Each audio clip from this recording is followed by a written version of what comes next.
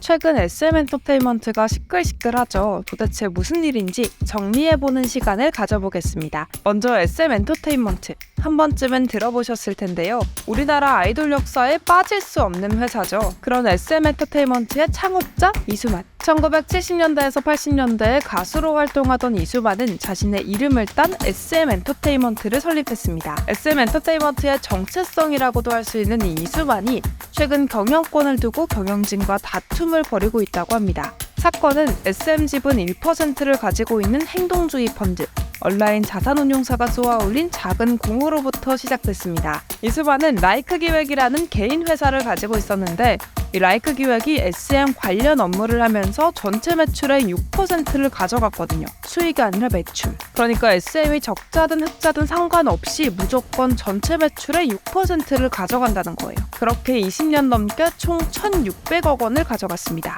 온라인은 바로 이 점을 문제 삼아 압박에 들어갔고 이수만의 퇴진을 공식화하는 데까지 성공했습니다. 뿐만 아니라 SM이 이수만에게 무려 2092년까지 기존 발매 음반과 음원 수입에 대한 로열티 6%를 지급해야 한다는 계약서도 공개됐죠. 근데 지분 1%밖에 없다면 어떻게 이게 가능해? 사실 SM의 기업 구조에 대해서는 계속 말이 많이 나왔거든요. 이수만은 이미 2010년에 대표이사직을 내려놓고 사실상 SM에서는 아무 역할이 아닌데 계속해서 막대한 영향력을 미치는 건 물론이고 SM의 수익이 계속 이수만한테 흘러가고 있잖아요. 그래서 주주였던 KB자산운용에서도 라이크 기획과 합병을 하던지 아니면 아예 회사에 들어와서 월급을 받아가라 라고 요구했는데 SM에서 받아들이지 않았어요. 그러니까 온라인이 총대를 맨 모양새인 거죠. 온라인은 비핵심 자산 매각해라, 이수만 사람들로 채워진 이사회 개선해라, 라이크 기획 정리해라 등등의 요구를 했습니다.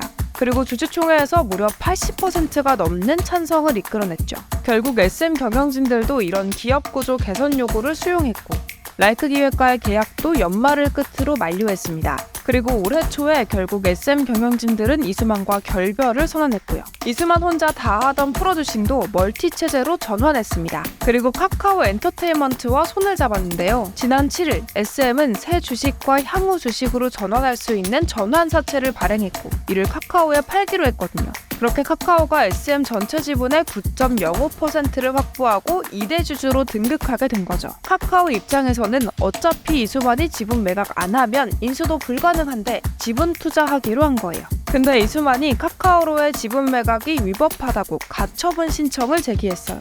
그러면서 BTS 소속사죠. 하이브랑 손을 잡고 자신의 지분 18.46% 중 14.8%를 4,228억 원에 매각했습니다. 하이브도 사실상 SM을 인수하겠다는 강력한 의지를 보인 거죠. 하이브는 13일부터 소액 주주들을 대상으로 보통주 25%를 공개 매수한다고 공시했어요. 앞으로도 계속 사들이겠다는 거죠.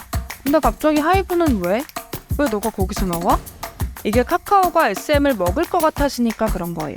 카카오엔터가 상장되면 시가총액 기준 업계 1위를 내줘야 하거든요. 근데 거기에 SM까지 내주면 하이브는 만년 2위 확정인 거죠.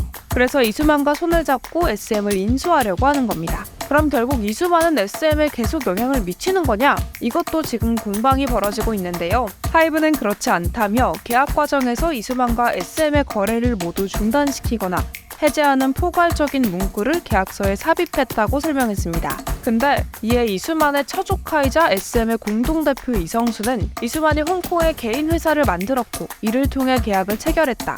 실체를 숨기고자 해외 레이블사와 체결했기 때문에 하이브가 어찌할 수 있는 사안이 아니다 라고 반박했습니다. 그리고 이 회사를 통한 역외 탈세 의혹도 제기했죠. 이외에도 SM은 계속해서 폭로를 이어가고 하이브는 다시 반박하고 그럼 SM은 또 반박하고 결국 이렇게 엎치락 뒤치락 싸움을 계속 벌이고 있는 겁니다. 과연 이 K-팝 밥그릇 싸움의 승자는 누가 될까요? 오늘 준비한 내용은 여기까지입니다. 재밌게 보셨다면 구독과 좋아요, 댓글도 부탁드려요. 안녕!